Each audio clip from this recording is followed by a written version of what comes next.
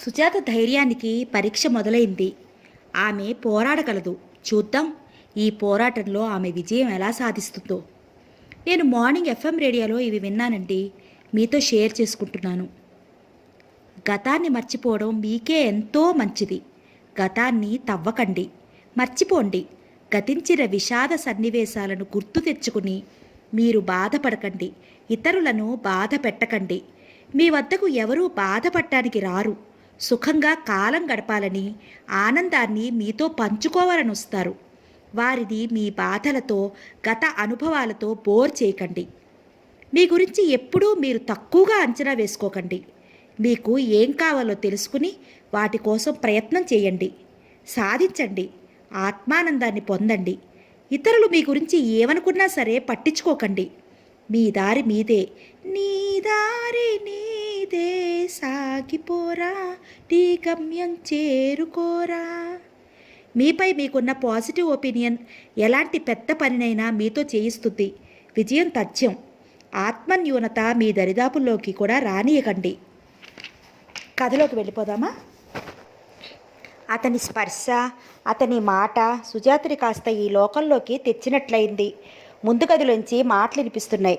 అమ్మను కూడా తీసుకురాకపోయారా అంటున్నాడు రవి. నేను రమ్మనే అన్నాను, ఆవిడే రానంది. నారాయణరావు గారి కంఠంలో ఏదో భారం కనిపిస్తోంది. మదన్ పెళ్ళి అసలు ఎందుకు ఆగిపోయింది? ఆయన మాట్లాడలేదు. సుజాత ఊపిరి బిగబెట్టి ఎదురు చూస్తోంది. సరే, తర్వాత మాట్లాడుకోవచ్చు అవన్నీ. మీరు లేవండి, స్నానం చేసి భోజనం చేతురు గాని. రవి ఆయన స్నానానికి కావలసిన ఏర్పాట్లన్నీ తానే చేశాడు. సుజాత ఇద్దరికీ వడ్డించింది. రవి కూర తింటూ, ఈరోజు ఇది ప్రత్యేకంగా చేసినట్లున్నావే, చాలా బాగుంది అని మెచ్చుకుంటుంటే సుజాత తలెత్తి అతని వైపు సరిగ్గా చూడకుండానే లోపలికి వెళ్ళిపోయింది. భోజనాలు అయ్యాయి.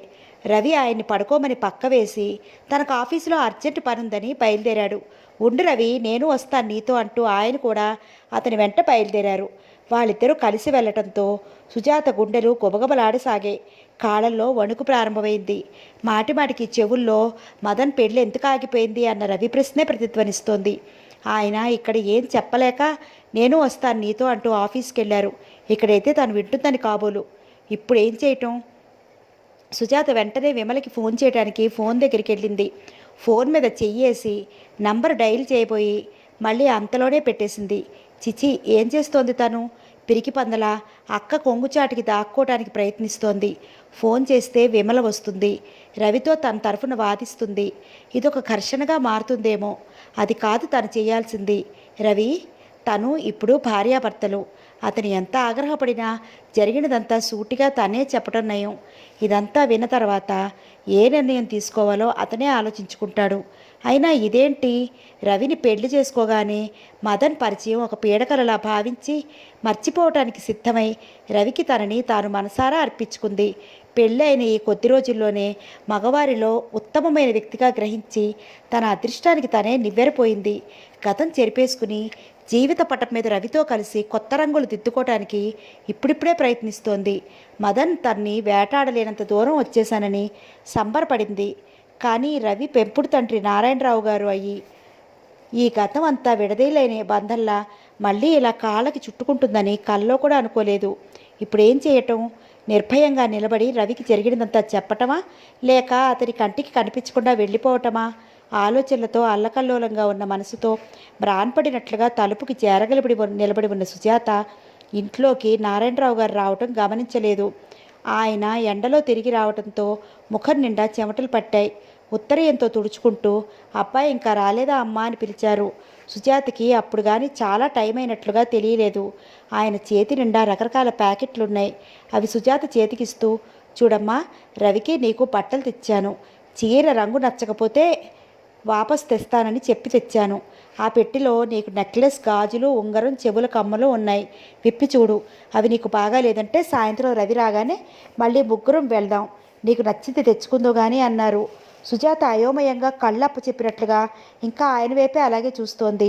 సుజాత కళ్ళల్లో స్పష్టంగా కనిపిస్తున్న భయాందోళనలు ఆయనకి బాగానే అర్థమయ్యాయి. చూడమ్మా, స్టేషన్లో నేను రైలు దిగి ఇంటికి వచ్చే వరకు రవి నీ గురించే చెప్పాడు. ఈ పెళ్ళి నాకు తెలియకుండా ఏ పరిస్థితుల్లో చేసుకోవాల్సి వచ్చిందో చాలా నొచ్చుకుంటూ చెప్పాడు. అతన్ని అంతగా ఆకర్షించిన అమ్మాయి ఇంకెవరో అనుకున్నాను. నిన్ను చూడగానే నేను తికమక పడ్డ మాట నిజమే, కానీ అది క్షణికం మాత్రమే. నిన్ను ఈ పూట ఇలా సజీవంగా సలక్షణంగా కళ్ళారా మళ్ళీ చూస్తున్నందుకు నాకెంత ఆనందంగా ఉందో నీకు చెప్పలేను. ఇన్నాళ్ళు నేను వేదన పడుతున్నాను, ఇప్పుడు నాకు చాలా హాయిగా ఉంది, ఎంతో సంతోషంగా ఉంది. రవి మాటల్ని బట్టి అతనికి ఇదేం తెలియదని అనుకున్నాను. ఎందుకు తెలపలేదో అది నీ స్వవిషయం. అతని కొత్త సంసారం చూడటానికి రమ్మనమని అతను మరీ మరీ రాస్తే ఒక వారం రోజులు హాయిగా తెరిపిగా మీతో గడపవచ్చని ఆశించి వచ్చాను. అతని సంసారం చూడటానికి తప్ప అతని సంతోషం పాడు చేయటానికి నేను ఇక్కడికి రాలేదు. అందుకని తనతో నేనేం చెప్పలేదు. సుజాత ఆయన మాటలు వింటున్న కొద్దీ ఆనందమో దుఃఖమో తెలియని లాంటిది ముంచుకొచ్చేసింది. రవితో కలిసి ఈయన వెళ్ళింది తన మీద చెప్పటానికి కాదు, ఇవి కొనుక్కురావటానికా? మీరింత తేలిగ్గా నన్ను క్షమిస్తారని అనుకోలేదు. చటుక్కున ఆయన పాదాల వైపు వంగింది. ఆయన సుజాతని లేవనెత్తారు. మదన్కి నేను కన్న తండ్రినైతే రవిని పెంచిన తండ్రినమ్మా. నాకు మదన్ సంతోషం ఎంత ముఖ్యమో రవి ఆనందం కూడా అంత ముఖ్యమే. రవికి నువ్వంటే ఎంత ప్రాణమో నేను వచ్చిన ఈ కొద్దిసేపట్లోనే బాగా తెలుసుకున్నాను. మీరిద్దరూ ఏ లోటు లేకుండా అన్యోన్యంగా 100 ఏళ్ల పాటు కళకళలాడుతూ ఉండాలని నా కోరిక. మిమ్మల్ని బాధపెట్టినట్లయితే క్షమించండి. కళ్ళు చెమర్చగా చేతులు జోడిస్తూ సుజాత ఆ మాట మనస్ఫూర్తిగానే అంది. లేదమ్మా, నువ్వు నన్ను బాధ పెట్టలేదు. నీ జీవితం నువ్వు ఇలా ధైర్యంగా తీర్చిదిద్దినందుకు నాకు చాలా ఆనందంగా ఉంది. నువ్వు అదృష్టవంతురాలివి కాబట్టే రవి లాంటి యోగ్యుడు నీకు భర్తగా లభించాడు. రవి యోగ్యుడేనమ్మా. ఎందుకంటావా? నేను ఎంతోమందికి ఎన్నో రకాలుగా సాయం చేశాను. ఆ తిన్నవాళ్ళంతా పెట్టింది చాలక ఇంకా ఇంకా పెట్టమని అత్యాశతో వేధించటమో, లేక నా సహాయం పొందిన తర్వాత ఏం చేశావులే మహా అని నన్ను ఈసరించడమో చేసేవాళ్ళు. వాళ్ళందరినీ చూస్తే ఈ ప్రపంచంలో మనుషులకి అసలు కృతజ్ఞత అనే పదమే తెలియదా అనిపించేది. రవికి నేను చేసిన సహాయం చాలా స్వల్పం. చిన్నప్పుడే తల్లి తండ్రి పోతే దగ్గరికి తీశాను. అతని చదువు సంధ్యలు చూశాను. ఇదే నేను చేసిన సహాయం. మిగతాదంతా అతని స్వయం కృషే. కానీ అతనికి చేసిన ఆ చిన్న సహాయానికి గాను నేను ఎవరి దగ్గర పొందని ఆత్మీయత రవి దగ్గర పొందాను. నిజం చెప్పాలంటే నన్ను రవి గౌరవించినట్లుగా నా కన్న కొడుకు కూడా గౌరవించడేమో. నిన్ను చేసుకున్న అతను జీవితానికి పరిపూర్ణత్వం సిద్ధించినట్లుగా ఆనందం పడుతున్నాడు. అందుకే మదన్ విషయం మన మధ్యనే మాసిపోవటం ఉత్తమమని నేను భావిస్తున్నాను. సుజాత ఆయన మంచి మనసుకి ఔదార్యానికి విస్తుపోయింది. రవి ఆయన్ని దేవుళ్ళంటి వారని అంటూ ఉండటం అక్షరాల నిజమే అనిపించింది. రవి సాయంత్రం ఇంటికి రాగానే సుజాత అలంకారం చూసి తెల్లబోయాడు. సుజాత నారాయణరావు గారి వైపు చూపించింది. రవి ఇలా రా. ఆయన దగ్గరికి పిలిచారు. ఆ ఉంగరం నీకు తెచ్చాను అంటూ ఇచ్చారు. ఇప్పుడు అవన్నీ ఎందుకండి మొహమాటంగా అన్నాడు రవి. మీ పెళ్ళి నా చేతుల మీదుగా జరిగితే నాకు ఇంకా ఎంతో ఆనందంగా ఉండేది. మీ కొత్త దంపతులకి నా గుర్తుగా ఇంతకంటే ఏమి ఇవ్వాలో నాకు తోచలేదు అంటూ ఆయన రవి చేతికి ఉంగరం తొడిగారు. ఆ రాత్రి సుజాత పడుకోయే ముందు నెక్లెస్ తీస్తుంటే రవి వారించాడు. కొంచెంసేపు ఉండని అన్నాడు సుజాతని దగ్గరికి తీసుకుంటూ. ఈ నెక్లెస్ బాగుంది, దీన్ని పెట్టుకున్న అమ్మాయి ముఖం ఇంకా మరీ మరీ బాగుంది అన్నాడు. మీకు ఇంత మంచి పెంపుడు తండ్రి ఉన్నారని నాకెప్పుడూ చెప్పలేదేం అంది సుజాత. నువ్వు అసలు నన్ను ఏ మాటైనా చెప్పనిస్తేనా? అతను చిలిపిగా చూశాడు. ఇప్పుడు చెప్పండి పోనీ, మిమ్మల్ని ఆయన ఎందుకు పెంచారు? ఎంత బుద్ధిమంతురాల్లా చూస్తున్నావు. నా వల్ల కాదప్పా. రవి మంచం మీద వెనక్కి వాలి పడుకున్నాడు. అక్క చెప్పటం ఏంటంటే మీకెవ్వరూ లేరని, మీ చదువుకి ఎవరో ఒక ధర్మాత్ముడు సాయం చేశారని మాత్రం అంది. మీకు ఆ ధర్మాత్ముడికి ఇంత సంబంధ బాంధవ్యాలు ఉన్నట్టే చెప్పలేదు. రవి ముఖం గంభీరంగా మారింది. విమల చెప్పింది కూడా నిజమే. నారాయణరావు గారి ఇంటికి నాకు పెద్దగా రాకపోకల్లేవు. ఎందుకని? ఆయనకి మీరంటే ఇంత అభిమానం ఉందిగా. ఆయన భార్యకి నేనంటే ఇష్టం లేదు. అదేంటి, ఎందుకని? రవి కళ్ళల్లో గత జ్ఞాపకాలు ఆలోచనలు తొంగి చూశాయి. అతను సుజాత తలని గుండెల మీదకి లాక్కుని చెప్పసాగాడు. ఆ మాటలు సుజాతకి చెప్తున్నట్టుగా లేవు. తనకి తాను మరోసారి గుర్తు చేసుకుంటున్నట్లుగా ఉంది. ఎప్పుడో ఒకసారి ఇదంతా నీకు చెప్పాలని అనుకున్నాను, కానీ నువ్వే ఈరోజు ఇలా అడుగుతావని అనుకోలేదు సుజా. నా చిన్నతనం ఏమంత చెప్పుకోదగినది కాదు. చాలా మధ్యతరగతి కుటుంబాలు మాది. నా చిన్నప్పుడే అమ్మ చచ్చిపోయింది. లేమి బాధతో కృంగిపోతూ నాన్న నన్ను తీసుకుని జీవనోపాధి కోసం ఏదైనా మార్గం చూపించమని దూరపు బంధువైన నారాయణరావు గారి ఇంటికి వచ్చాడు. ఆయన ఏదైనా ఉద్యోగం చూస్తానని అంతవరకు తానింట్లోనే ఉంచమని అన్నారు. నాకు అప్పుడు నిండా 10 సంవత్సరాలు కూడా ఉన్నాయో లేవో. మేము ఇంట్లో ఉండటం నారాయణరావు గారి భార్య సుశీలమ్మ గారికి ఇష్టం లేదు, కానీ ఆయన భార్య ఇష్టాన్ని లక్ష్య పెట్టలేదు. బ్రతికి చెడిన వాళ్ళమని, ఉద్యోగం దొరకగానే వెళ్ళిపోతారని చెప్పి ఉంచారు. ఆవిడ మనసులో కోపం అంతా ఆయన లేనప్పుడు మా మీద చూపించేది. ఒకసారి నారాయణరావు గారు ఊళ్ళో లేరు, ఇంట్లో దొంగలు పడ్డారు. ఆవిడికి మెలకు వచ్చి కేకలు పెట్టింది. అవుట్ హౌస్లో పడుకున్న మేము ఆ అరుపులకి లేచి పరిగెత్తికెళ్ళేసరికి దొంగ నగలు డబ్బులు తీసుకుని పారిపోతున్నాడు. మా నాన్న దొంగ వెంటబడి పరిగెత్తి పట్టుకున్నాడు. దొంగ భల్లూకంలో ఉన్న నాన్న పట్టును విడిపించుకోలేక కత్తి తీసి ఎడా పెడా పొడిచాడు.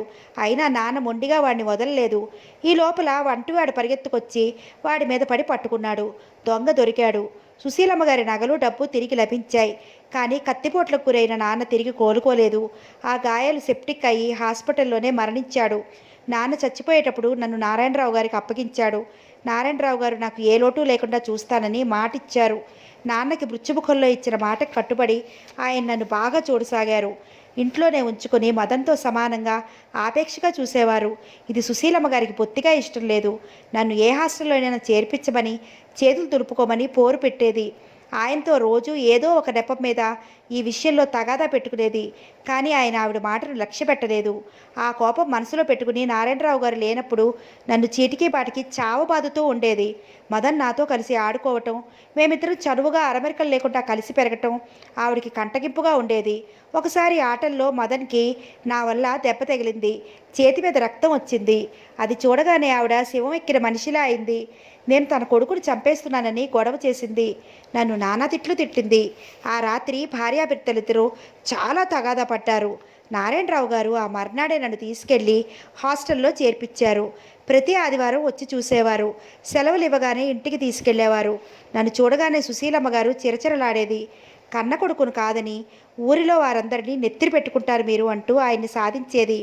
మదన్ కూడా తల్లి మాటలు విని నా మీద ఈర్ష్య పెంచుకుని సరిగ్గా మాట్లాడటం మానేశాడు. నాకు ఎప్పుడెప్పుడు సెలవులు అయిపోతాయా, మళ్ళీ హాస్టల్కి ఎప్పుడు వెళ్ళిపోతానా అనిపించేది. తర్వాత క్రమంగా నాకు హాస్టల్ జీవితం బాగా అలవాటైపోయింది. సెలవులకి నారాయణరావు గారి ఇంటికి వెళ్ళటం పూర్తిగా మానేశాను. ఆయన ఎప్పుడైనా వచ్చి చూసి వెళ్తూ ఉండేవారు. నా తిండికి, బట్టలకి, చదువులకి ఎలాంటి లోటు లేకుండా ఎప్పటికప్పుడు డబ్బు పంపుతూ ఉండేవారు. నాకు హైదరాబాద్ నుంచి దూరంగా వెళ్ళిపోవాలని ఉండేది. అందుకే విశాఖపట్నంలో బిఏలో జాయిన్ అయ్యాను. అప్పుడే హాస్టల్లో నేను మూర్తి రూమ్మేట్స్ అయ్యాం. మూర్తితో పరిచయం అయిన కొద్దీ నా ఒంటరితనం కాస్త తగ్గినట్లయింది. నారాయణరావు గారు ఎప్పుడైనా వచ్చి చూడటం కానీ, ఉత్తరం ద్వారా క్షేమ సమాచారాలు కనుక్కోవడం కానీ చేసేవారు. నేను ఇక్కడ ఉద్యోగంలో స్థిరపడిన తర్వాత ఎన్నాళ్ళ నుంచో ఒక్కసారి వచ్చి నా దగ్గర కొద్ది రోజులు ఉండి విశ్రాంతి తీసుకోమని రాస్తూ వచ్చాను. నీ పెళ్ళి అవని రవి, అలాగే వస్తాను అనేవారు. నేను పెళ్ళి అవగానే ఈ మాట గుర్తు చేస్తూ రాశాను. ఆయన కొడుకు మదన్ పెళ్ళి అనుకున్నారట. అది చివరిలో బెడిసి కొట్టిందట. ఆయన చాలా అశాంతిగా ఉన్నారు. అందుకే 4 రోజులు నా దగ్గర విశ్రాంతిగా ఉండటానికి వచ్చారు. నారాయణరావు గారితో నా ఈ అనుబంధం ఏమిటో బయట ప్రపంచానికి ఎక్కువగా తెలియని మాట వాస్తవమే. కానీ ఈరోజు నేను ఈ స్థితిలో ఉన్నానంటే కేవలం అది ఆయన అండదండలే, ఆయన దయాధర్మమే. సుజాత బొమ్మలా వింటూ కూర్చుంది. రవి 2 చేతులతో సుజాత ముఖం దగ్గరగా తీసుకున్నాడు. సుజా, నా అనే దిక్కులేని నాకు చిన్నప్పుడు నారాయణరావు గారి ఆదరణ లభించటం ఎంత అదృష్టమో, ఇప్పుడు నువ్వు భారీగా దొరకటం కూడా అంత అదృష్టమే. నేను ఎంతో నిర్భాగ్యుడిగా పుట్టినా నా అంత భాగ్యవంతుడు ఎవరూ లేరు అనేటంత ఆనందంగా, తృప్తిగా ఉన్నానిప్పుడు. తగ్గు స్థాయిలో మృదుగంభీరంగా అతను పలికిన ఈ మాటల్లోని నిజాయితీకి, ఆర్తికి సుజాత మనసు ద్రవించింది. పెళ్ళైన తర్వాత మొట్టమొదటిసారిగా అతని మెడ చుట్టూ చేతులు పెరవేసింది. రవి, నీకేం చెప్పాలో నాకు తెలియటం లేదు అంది. నువ్వు చెప్పలేనిదేమిటో నీ ఈ చేతులే నాకు చెప్తున్నాయి అన్నాడతను. రవి దగ్గర వారం రోజులుండి నారాయణరావు గారు హైదరాబాద్ తిరిగి వచ్చేసరికి మదన్ ఇంట్లో ఉన్నాడు. తల్లి అతన్ని మందలిస్తోంది. ఎందుకురా అలాంటి అబద్ధపు ఉత్తరాలు అందరికీ రాసి మమ్మల్ని బాధ పెట్టావు? నువ్వు నిజంగా ఆత్మహత్య చేసుకున్నావేమోనని మేము కుమిలిపోతున్నాం. మీ నాన్నగారైతే మరీను నలుగురిలో తలెత్తుకోలేకపోయారంటే నమ్ము.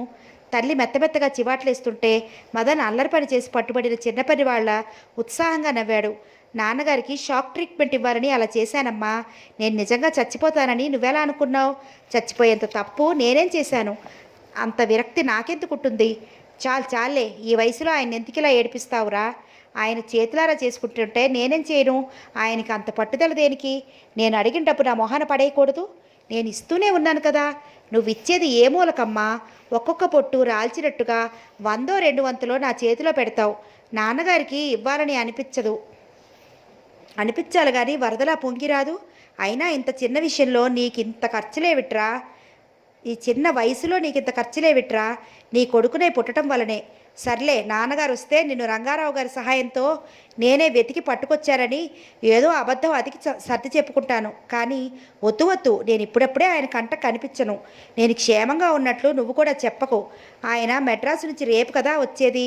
నేను ఈరోజు సాయంత్రమే మా ఫ్రెండ్ రూమ్కి వెళ్ళిపోతాను. నాన్నగారు నా కోసం కాస్త దిగులు పడినాయమ్మా.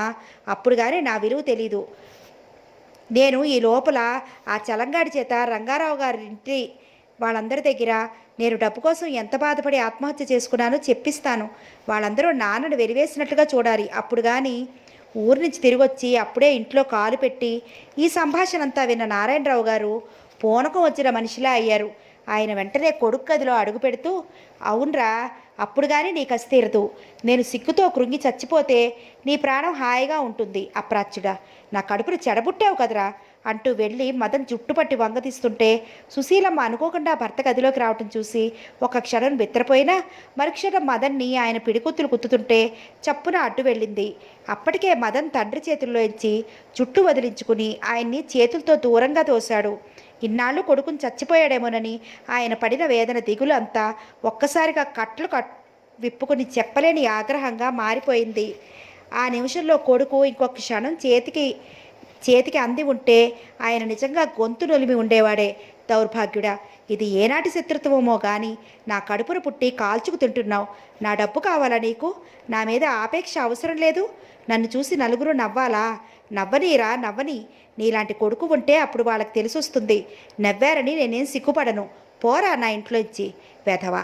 మళ్ళీ నీ పాపిష్టి ముఖం నాకు చూపించకు. ఆయన మదన్ని మెడపట్టి గంటపోయారు. సుశీలమ్మ అడ్డుపడి అతి కష్టం మీద కొడుకుని భర్త చేతిలో నుంచి తప్పించింది. ఏంటండి మీరు? పిల్లాడు కంటికి కనిపించాడు కదా అని సంతోషపడితే సంతోషమా? నాకా? వాడు చచ్చిన రోజునే నాకు సంతోషం. రామరామా, మీరు అసలు వాడికి తండ్రేనా? ఒక్కగానొక్క పిల్లాడిని ఎవరైనా అలా అంటారా? అప్పులు వాళ్ళు పీకుతున్నారని వాడికి ఏదో కష్టం వేసింది.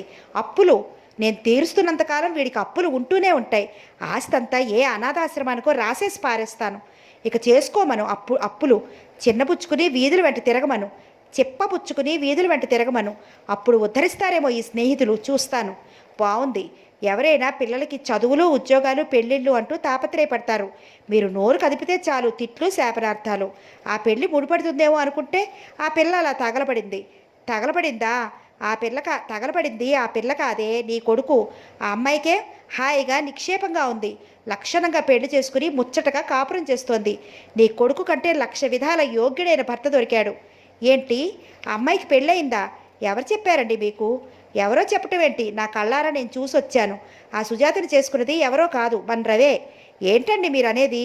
ఈ త్రాష్ట్రుడితో పెళ్ళొద్దని ఇంట్లోంచి పారిపోయి ఆ అమ్మాయి మెడ్రాస్ అక్కగారింటికి వెళ్ళింది. అక్కడ ఆ అక్క భర్తకి మన రవి స్నేహితుడు. అక్క బావ ఈ సంబంధం ఖాయపరిచారట. పెళ్లి జరిగింది. ఇద్దరు ఎంత చూడముచ్చటగా ఉన్నారో. గదిలోంచి వెళ్ళబోతున్న మదన్ ఆగి వెనక్కి తిరిగాడు. సుశీలమ్మ గారు ఆశ్చర్యంగా బుగ్గలు నొక్కుంది. అయితే రవి పెళ్లి చేసుకున్నానని రాశాడు. ఈ అమ్మాయినేనా? అక్షరాల ఈ అమ్మాయినే.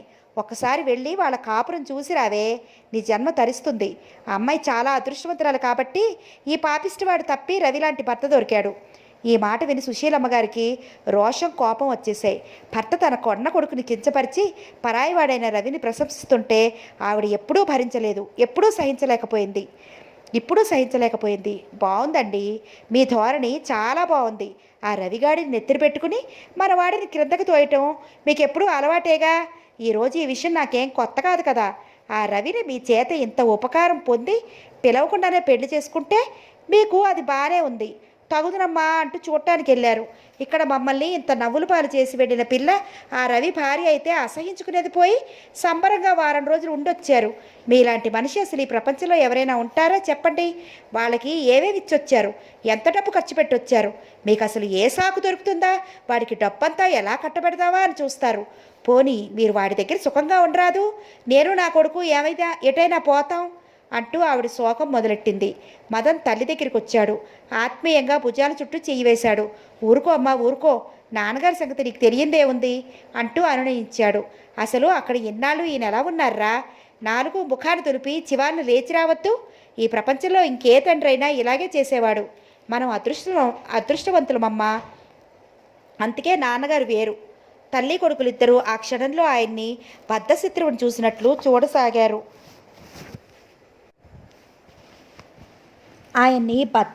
చూసినట్లు చూడసాగారు. నారాయణరావు గారు ఆ చూపులు లక్ష్య పెట్టలేదు. అధిక ప్రసంగం చేయకండి మదన్. నేను ఈ పూటే ఆనందరావు గారికి ఫోన్ చేస్తాను. వాళ్ళ తమ్ముడి కూతురిని గాయపరచమంట అని చెప్తాను. చెప్పండి నాన్న. చెప్పే ముందు ఇంకో పని కూడా చేయండి. ఏంటది? లాయర్ని పిలిపించి ఆస్తిలో నాకు రావాల్సిన వాటా నాకు రాసిచ్చేయండి. ఆ పని చేసిన తర్వాత పెళ్ళి ఖాయపరచండి. నేను కాదనను. మదన్ ఖచ్చితంగా తన అభిప్రాయం చెప్పేశాడు. ఆ రాత్రంతా మదన్ నిద్రపోలేదు. సుజాత రవిని పెళ్లి చేసుకుందనే మాట తండ్రి నోటి నుంచి విన్నప్పటి నుంచి అతనికి భూమి మీద కాలు నిలవనట్టుగా ఉంది. క్షణం సేపు ఒకచోట కూర్చోలేనట్లుగా, నిలబడలేనట్టుగా అమిత ఆరాటంగా అయ్యాడు. సుజాత ప్రపంచంలో ఇంకెవరిని చేసుకున్నా అతనికి ఈ తపన ఉండేది కాదేమో. కానీ రవి చిన్నప్పటి నుంచి శనిలా తన జీవితంలో అడుగడుక్కి పోటీగా తయారయ్యాడు. చదువులో ఎప్పుడూ తనకంటే అతనే ఫస్ట్. తండ్రి దగ్గర చనువులో ప్రథమ స్థానం అతనిదే. తనంటే గౌరవించని నౌకర్లు, బంధువులు అతన్ని అందలం ఎక్కించినంత ఆదరంగా చూసేవాళ్ళు. చిన్నప్పటి నుంచి మదన్ మనసులో రవి అంటే మండే ఈ ఈర్ష్యాగ్నిని ఇప్పుడు సుజాత అతని భార్య అయి హఠాత్తుగా పెద్దగా పగపగలాడే అగ్నిగోళంగా మార్చేసింది. సుజాత గుర్తురాగానే అతని పెదవుల మీద క్రూరమైన చిరునవ్వు మెరిసింది. తనను తప్పించుకుని పారిపోవాలనుకున్న సుజాత ఎక్కడికెళ్ళింది? తిరిగి తిరిగి చివరికి తన చేతికి చిక్కేలా అందుబాటులోకి వచ్చేసింది. అదృష్టవంతులు ఎవరు? తనే. అతనికి చాలా ఉత్సాహంగా అనిపించింది. మదన్ మద్రాసు వచ్చాడు. కానీ సరాసరి రవి ఇంటికి రావటానికి ధైర్యం చాలలేదు. సుజాత తమ విషయం రవికి చెప్పిందో లేదో తెలుసుకోకుండా కాలు ముందుకు సాగించడం మంచిది కాదని భావించాడు. మదన్ కంఠం వినగానే రవి చాలా ఆనందపడ్డాడు. ఇదేంటి, సరాసరి ఇంటికి రాకుండా హోటల్లో ఎందుకు దిగావు అంటూ మందలించాడు. అతని పలకరింపు మామూలుగానే ఉండటం చూసి మదన్కి ధైర్యం వచ్చింది. నువ్వు ఇదివరకట్లా ఒంటరివాడు కాదుగా, కొత్త పెళ్లి కొడుకువయ్యే. మీ శ్రీమతి ఏమంటుందోనని. నాన్నగారి మాటల వల్ల కొంతవరకు తెలిసిందిలే. అప్పా, ఆయన ఇక్కడి నుంచి వచ్చినప్పటి నుంచి ఒకటే పొగడ్తులనుకో. అంత బుద్ధిమంతురాల్ని ఎక్కడా చూడలేదట. అందాల రాశట, సుగుణాల పుట్టట. నాకు భార్యగా అలాంటి పిల్లనే చూడాలట. అప్పుడే తీర్మానించేశారు. రవి హాయిగా నవ్వాడు. మదన్ మరింత ఉత్సాహంగా అన్నాడు. రవి, నిజం చెప్పాలంటే ఎప్పుడెప్పుడు నా కళ్ళతో చూస్తానా అనిపిస్తోంది. ఇంకా ఆలస్యం దేనికి మరి? నీ పని పూర్తి చేసుకుని రెడీగా ఉండు. నేను ఆఫీసులో పని అయిపోగానే వచ్చి ఇంటికి తీసుకెళ్తా. మర్చిపోవుగా. అంత మతిమరుపు రాలేదులే ఇంకా. ఏమో, కొత్త పెళ్లి కొడుకువి. రవి మరింత బిగ్గరగా నవ్వి ఫోన్ పెట్టేశాడు. రవితో ఫోన్లో మాట్లాడిన తర్వాత మదన్కి చాలా సంతృప్తిగా అనిపించింది. సిగరెట్ తీసుకుని వెలిగించుకుంటుంటే లైటర్ మీద అక్షరాలు కూడా అతన్ని చూసి నవ్వుతున్నట్లు మెరవసాగాయి. మదన్ వాటిని ముద్దు పెట్టుకున్నాడు. రవి ఆఫీస్ నుంచి మదన్తో మాట్లాడిన వెంటనే సుజాతకి ఫోన్ చేశాడు. సుజాత గురించి మదన్ అన్న మాటలు కూడా చెప్పాడు. అది వినగానే సుజాత ముఖం ఎర్రబడింది. మదన్ రాక గురించి గుండెల్లో గొబులనిపిస్తున్నా మనసుకి నిబ్బరం తెచ్చుకుంది. నారాయణరావు గారు తనని క్షమించినప్పుడు మదన్కి భయపడాల్సిన పని లేదనుకుంది. ఇంటికి రాగానే ఎలాంటి తొట్టుపాటు లేకుండా నిర్భయంగా అపరిచితుల్లా తనని మర్యాద చేస్తున్న సుజాతని చూసి మదన్ దిమ్మెరిపోయాడు. సుజాత అతన్ని చూసి భయపడలేదు, బెదురుచూపులు చూడలేదు. పక్కా గృహిణిలా అతనికి అతిథి గౌరవం జరిపింది. సుజాత ప్రవర్తన మదన్ ఊహించిన దానికి పూర్తి వ్యతిరేకంగా ఉంది. రవి చీటికి మాటికి సుజా సుజా అని పిలుస్తుంటే మదన్ ఆ పిలుపు 1000 రంపాల కోతలా ఉంది. అతని మనసు నిండా కసి, ద్వేషం, అసూయ, ఆశాభంగం పేరుకోసాగాయి. భోజనాలు చేస్తుండగా మదన్ అన్నాడు. రవి, నాన్నగారు చెప్తుంటే అతిశయోక్తులేమో అనుకున్నాను సుమా. ఇప్పుడు నా కళ్ళారా చూస్తున్నానుగా. నువ్వు నిజంగా అదృష్టవంతుడివే అంటూ అభినందించాడు. రవి కూర వడ్డిస్తున్న సుజాత వైపు చూశాడు. అతని కళ్ళల్లో సంతృప్తి, ఆనందం నాట్యం చేస్తున్నాయి. అదృష్టవంతుడినే అంటావా? నిజమేనేమో. దేవుళ్ళు కోరకుండానే నాకు ఆ వరాన్ని ప్రసాదించారు. అవును, ఇంతకీ నీ భార్యని ఏమని పిలవాలి? నువ్వు నాకు అన్నవరస అవుతావు, వదినా అని పిలుద్దావా అంటే నాకంటే చాలా చిన్నదిగా కనిపిస్తోంది. పేరు పెట్టి పిలిస్తే తనేమైనా అనుకుంటుందేమో అంటూ సందేహం వెలిపించాడు.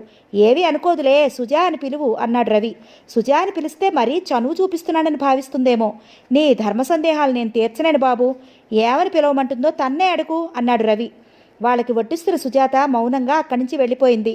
అది సరే కానీ ఇంతకీ నీ పెళ్లి సంగతి ఏమైనట్లు? నీ పెళ్లి కూడా చేసేస్తే గాని తనకి మనశ్శాంతి ఉండదని అన్నారు రవి. పెళ్లి ప్రసక్తి రాగానే మదన్ మజ్నులా నిట్టూర్చాడు.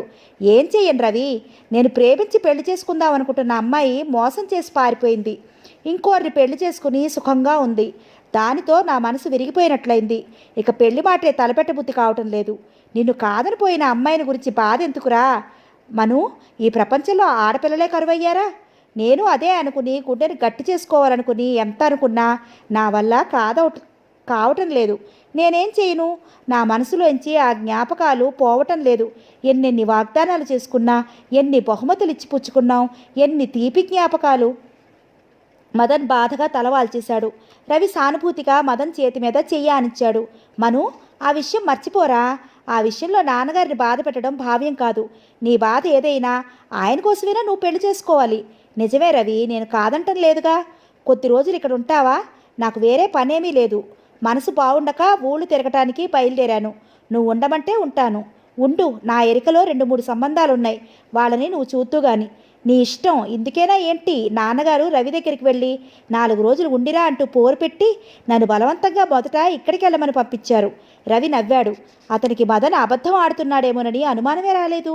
ప్రేమించిన అమ్మాయి దూరమై జీవితంలో ఎదురుదెబ్బ తగలటంతో మదన్ అహం తగ్గి మామూలు మనిషి అయ్యాడని అతను భావించాడు. మదన్ పెళ్లి విషయంలో నారాయణరావు గారు ఎంత దిగులు పడుతున్నారో మొన్నొచ్చినప్పుడు ఆయన మాటల ద్వారా బాగా తెలిసింది. తను మదన్ ఎలాగైనా సరే పెళ్లి కొప్పించి ఆయన దిగులు తీర్చాలని నిశ్చయించుకున్నాడు. రవి మదన్ భోజనాలు పూర్తయి లేస్తుండగానే ఇంతలో క్రింద నుంచి ఇంటాయన ఏదో పని మీద రవి రవి ఒకసారి ఇలా వస్తావా అంటూ పిలిచాడు. రవి క్రిందకెళ్ళాడు. అతను క్రిందకి వెళ్ళాడని తెలియగానే డైనింగ్ టేబుల్ దగ్గర గ్లాసులు సర్దుతున్న సుజాత దగ్గరికి మదన్ వచ్చాడు. చివరికి ఇక్కడ చేరావన్నమాట అన్నాడు నకసిక పర్యంతంగా చూస్తూ. సుజాత అంతవరకు పిగపెట్టుకున్న కోపం రోషం ఉప్పెన్లా పొంగుకొచ్చాయి. ఎందుకొచ్చావిక్కడికి అంది. రవి భారీగా నిన్ను చూద్దామని. చూశావుగా, ఇక వెళ్ళు. అప్పుడేనా? నీ చేతి ఆతిథ్యం అంత త్వరగా వదలపొట్టు కావడం లేదు. నన్ను వదిలి దూరంగా వెళ్ళాలని అనుకున్నావు. భగవంతుడు మళ్ళీ నా వైపే తోశాడు. అనవసర ప్రసంగం చేయకు. నేను ఇప్పుడు రవి భార్యని, ఆ సంగతి మర్చిపోకు. అతను హేళనగా నవ్వాడు. అయ్యో, ఎలా మర్చిపోతాను? నిన్నటి వరకు నా ప్రియురాలివి, ఇప్పుడు రవి భార్యవి. నువ్వు నిజంగా భలే ఆడదానివి. నిన్నటి వరకు నన్ను కవ్వించి పెళ్లి వరకు తీసుకొచ్చావు. ఈరోజు ఏమీ ఎరగని ముద్దరాలిలా ఇంకోరి భార్యగా నటిస్తున్నావు. పెద్ద పతివ్రతలా నేను రవి భార్యని అంటున్నావు. నువ్వు నన్ను వదిలేసినా నేను నిన్ను వదలలేదు, వదలదలుచుకోలేదు. ఆ మాటే చెప్పటానికి వచ్చాను. సుజాత పళ్ళు బిగపట్టింది. చేతిలో ఉన్న గ్లాస్ ఎత్తి అతని ముఖం బద్దలు కొట్టాలని అనిపిస్తున్న ఆవేశం ఎంతో ప్రయత్నం మీద నిగ్రహించుకుంది. రవి లోపలికొచ్చాడు. మదన్ వెంటనే ముఖ కవళికలు మార్చేశాడు. రా రవి, మేమిద్దరం ఒక అంగీకారానికి వచ్చేసాం అన్నాడు ఎంతో సంతోషంగా. ఏ విషయంలో? పిలుపు సంగతి. నేను సుజా అని పిలిస్తే తనకేం కోపం రాదుట. తను చెప్పేసింది. నేను ఆ మాట ముందే చెప్పా కదా. నా శ్రీమతి సంగతి ఆ మాత్రం నాకు తెలియదనుకున్నావా అన్నాడు రవి. ఏమో, ఆడవాళ్ళు ఎంత తెలిసిపోయినట్లున్నా తెలియనట్లుగా కూడా ఉంటారులే, అందుకని. సుజా వేరు. ఏం సుజా, అంతేనా? రవి వెనక్కి తిరిగేసరికి సుజాత అక్కడ లేదు. వంట ఇంట్లోకి వెళ్ళిపోయింది. మదన్ భోజనాలైన తర్వాత మొహమాటం నటిస్తూ హోటల్కి తిరిగి వెళ్ళిపోతానని అన్నాడు. రవి అంగీకరించలేదు. మదన్ రవి చేత బలవంతం చేయించుకుని తప్పనిసరిగా ఉన్నట్లుగా ఉన్నాడు. రవి లోపలికి రాగానే సుజాత, అతను వెళ్ళిపోతానంటే వెళ్ళినయ్యండి, మనది చిన్న ఇల్లు కదా అంది. నీ మొహం, మనల్ని చూడటానికి వచ్చి వాడు హోటల్లో ఉంటే ఏమైనా బాగుంటుందా? నారాయణరావు గారు వింటే ఏమనుకుంటారు? 4 రోజులు మనం సర్దుకుందాం అన్నాడు. రవి మాటలు సుజాతని ఇంకా మాట్లాడలేనట్టు చేశాయి. మదన్ ఈ ఇంట్లో సద్బుద్ధితో రాలేదని, అతను తన మీద పగ మర్చిపోలేదని సుజాతకి 2 రోజుల్లో అనుభవపూర్వకంగా తెలిసిపోయింది. గతాన్ని తను తెంచేసుకున్నా అతను వదలటం లేదు. ఒకే ఇంట్లో ఉన్నప్పుడు ఒంటరి సమయాలు దొరక్కమానవు. రవి కాస్త కనుమరుగైతే చాలు అతని చూపులు, చేష్టలు కాంక్షాపూరితంగా అవమానపరిచేటట్లుగా ఉండేవి. ఇక భరించడం సుజాతకి సాధ్యం కావటం లేదు. ఆ రోజు ఉదయం రవి స్నానం చేస్తూ బాత్రూంలో ఉన్నాడు. పడక గదిలో అల్మైరా తెరిచి సుజాత రవికి ఇస్త్రీ బట్టలు తీస్తోంది. మదన్ ఇంతలో అక్కడికొచ్చాడు. సుజాత చప్పున ఆ గదిలో నుంచి వెళ్ళిపోతుంటే చెయ్యి పట్టి ఆపాడు. సుజాత విడిపించుకోవాలని పెనుగులాడిన కొద్దీ అతని చేతి పట్టు మరింత బిగించుకుంటుందే తప్ప విడవడలేదు. బిగ్గరగా మాట్లాడలేదు. అతని చనువు సహించలేదు. ఒక ప్రక్క రవి వస్తాడేమోనే ఆందోళన. సుజాత కళ్ళనీళ్లు పర్యంతం అవుతుంటే అది చూసిన అతనికి మహదానందంగా ఉండేది. ఇంకొక నిమిషం ఉంటే సుజాత అతని కౌగుల్లో చిక్కుపడేదే. కానీ ఇంతలో రవి స్నానం పూర్తయినట్లుగా బాత్రూమ్ తలుపులు తెరుచుకున్న శబ్దం అయింది. మదన్ చటుక్కున సుజాతని వదిలేశాడు. అక్కడ మంచం మీద పడి ఉన్న ఫిలింఫేర్ తీసుకుని అవతలికి వెళ్ళిపోయాడు. రవి పడగ్గదిలోకి వచ్చాడు. సుజాత కళ్ళు గట్టిగా తుడిచేసుకుని అతనికి బట్టలు అందించింది. అదేంటి? సుజాత కళ్ళల్లో తడి చూస్తూ అనుమానంగా అడిగాడు రవి. కళ్ళల్లో ఏదో పడింది. సుజాత నవ్వు తెచ్చిపెట్టుకుని ఈసారి కొంగితో మరింత గట్టిగా ఒత్తుకుంది. ఆ నలకపడినప్పుడు అలా చేయకూడదు. రవి చేతిలో బట్టలు పక్కన పడేసి భార్యను తక్కర తీసుకుని కళ్ళల్లో గట్టిగా ఊదాడు. సుజాత అనుకోకుండా చటుక్కున అతనికి మరింత చేరువుగా అయిపోయింది. ఏంటి విశేషం ఈరోజు? దగ్గరికి తీసుకుంటూ అడిగాడు. మీరు మళ్ళీ సాయంత్రం కానీ కనిపించరు. పోనీ నాతో ఆఫీస్కి వచ్చేయకూడదు? అందరూ నన్ను పిచ్చిదానిలా చూస్తారేమోనని భయం. మీరు ఆఫీస్కి వెళ్ళిపోతే నాకేమీ తోచడం లేదు. పొద్దే గడవదు. మీరు వెళ్ళేటప్పుడు నన్ను అక్క దగ్గర దించి వెళ్ళండి. మళ్ళీ సాయంత్రం వచ్చేటప్పుడు తీసుకొద్దురు కానీ. చిత్తం, దేవిగారి ఆజ్ఞ. కానీ మరి ఇంట్లో ఉన్న ఈ అతిథి దేవుణ్ణి ఏం చేస్తావు? ఇంటి తాళం చెవులు చేతికిచ్చి అయ్యా మీ ఇష్టం అంటాను. ఓకే, అయితే రెడీనా మరి? రవి అంగీకరించడంతో ప్రాణం కుదుట పడింది. సుజాత చకచకా వంట చేసి భోజనానికి అన్నీ సిద్ధం చేసి గబగబా తయారయ్యి రవితో బయలుదేరి వెళ్ళిపోతుంటే మదన్కి చాలా ఆశాభంగం కలిగింది. సాయంత్రం 6 గంటల వరకు నీ ఇష్టం అంటూ రవి ఇంటి తాళం చెవులు తన చేతిలో పెట్టి వెళ్తుంటే మదన్ సుజాత వైపు అర్థమైందిలే అన్నట్లు చూశాడు. ఆ రాత్రి మదన్, రవి, సుజాత భోజనాలు అయిన తర్వాత డాబా మీద ఆరుబయట కూర్చుని ఉన్నారు. మదన్, నేను మధ్యాహ్నం వాళ్ళకి కబురు చేశాను.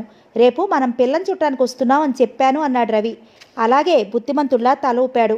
ఇంతలో ఇంట్లోంచి ఫోన్ మోగుతున్న ధ్వని వినిపించింది. రవి లేచి వెళ్ళాడు.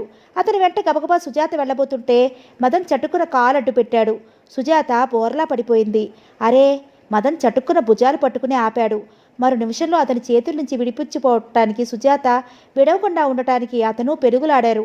ఇదేం గమనించిన రవి ఫోన్ కోసం వడివడిగా మెట్లు దిగి వెళ్ళిపోయాడు. క్రింద గదిలో నుంచి రవి ఫోన్లో మాట్లాడటం వినిపిస్తోంది. ఎక్కడి నుంచో అతనికి ట్రంక్ కాల్ వచ్చింది.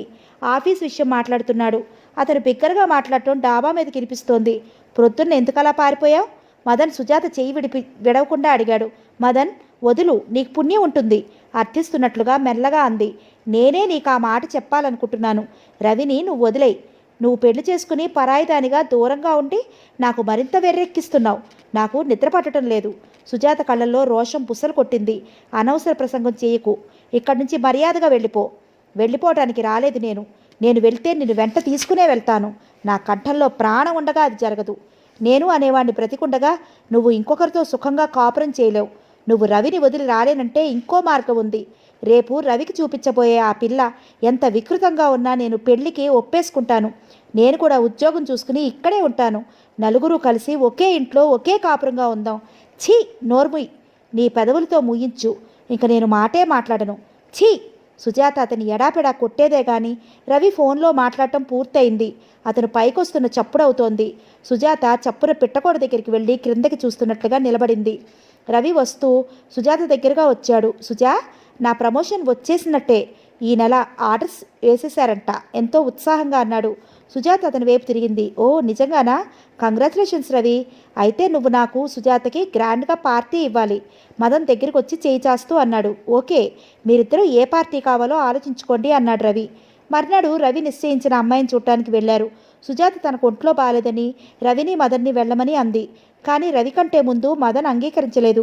ఈరోజు వీలు కాదని చెప్పే రవి అన్నాడు. తప్పనిసరిగా బయలుదేరింది. మదన్ పిల్ల తనకు నచ్చిందని చెప్పాడు. రవి చాలా ఆనందపడ్డాడు. 3వ రోజున రవి ఆఫీసు నుంచి చిరాగ్గా వస్తూనే సుజా సుజా అంటూ బిగ్గరగా పిలిచాడు. ఏంటి దగ్గరికి వస్తూ అడిగింది. మొన్న మదన్కి మనం సంబంధం చూసి వచ్చామే. ఆ పిల్ల తల్లితో నువ్వు ఫోన్లో మాట్లాడిన మాట నిజమేనా? నిజమే. మదన్కి ఇంత క్రితం పెళ్లి నిశ్చయం అయ్యి తప్పిపోయిందని చెప్పావట కదా?